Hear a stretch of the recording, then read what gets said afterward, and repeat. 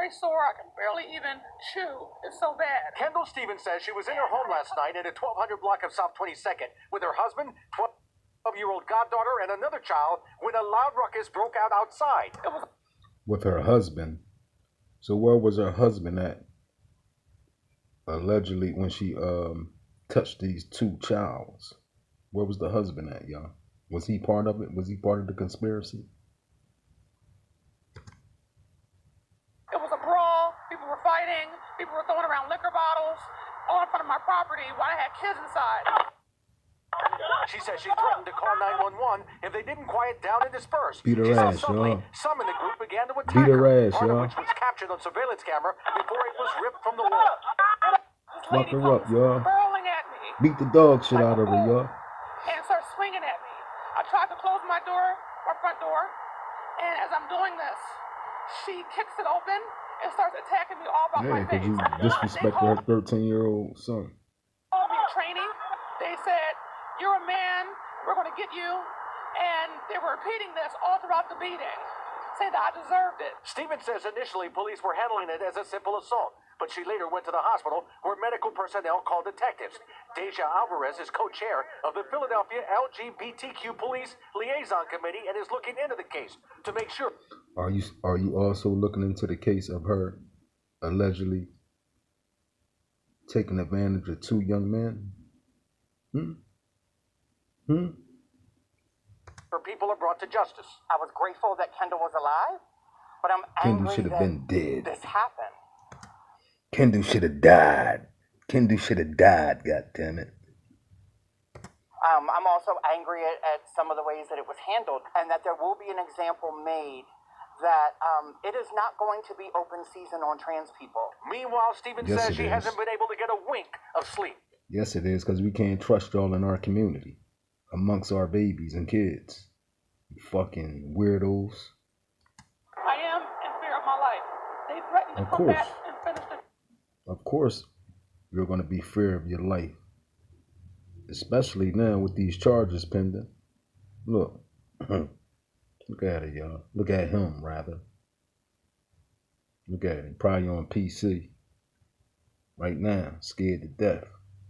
And I know motherfuckers talking that shit to him while he locked up, y'all. He ain't in no female jail. He's in the male jail because it's a man right here, y'all. Who got his motherfucking ass whipped for touching kids. The job. That was the last words said to me. They already showed what kind of monsters they are. They're savages.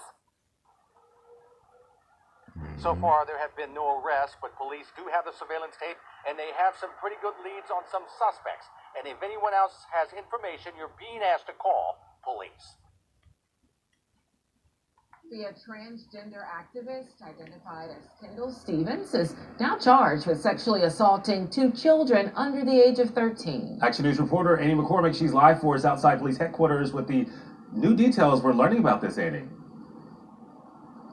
And Gray and Shari, disturbing details. Kendall Stevens was arrested today for the rape of a minor. Sources confirm that she is the same Stevens who is a prominent LGBTQ activist in the city. The state attorney general's office filed charges tonight against 37-year-old Kendall Stevens. The charges include the indecent assault against a person less than 13 years old, rape, unlawful contact with minors, sexual offenses, and endangering the welfare of children, parent, or guardian. Stevens came to Action News in August of 2020 after she was attacked in her Point Breeze neighborhood. She says she was targeted by a violent group for being a trans woman. Stevens then became a prominent activist for the LGBTQ community. She urged lawmakers to change Pennsylvania's hate crime statute to include protections for LGBTQ people. She is seen here in March of 2021 at a press conference launching District Attorney Larry Krasner's LGBTQ Plus Advisory Board. The board was created in part to be a source of information and resources for victims and survivors of crime within the community. It means to me that the transgender population will finally get the support that we need from city officials that we really haven't gotten historically. Sources tell Action News the charges are in relation to the rape of two young boys under the age of 13. Stevens remains in custody tonight. A spokesperson for the district attorney's office said in a statement, the investigation of allegations against her is being led by another agency, and as such, we have no comment.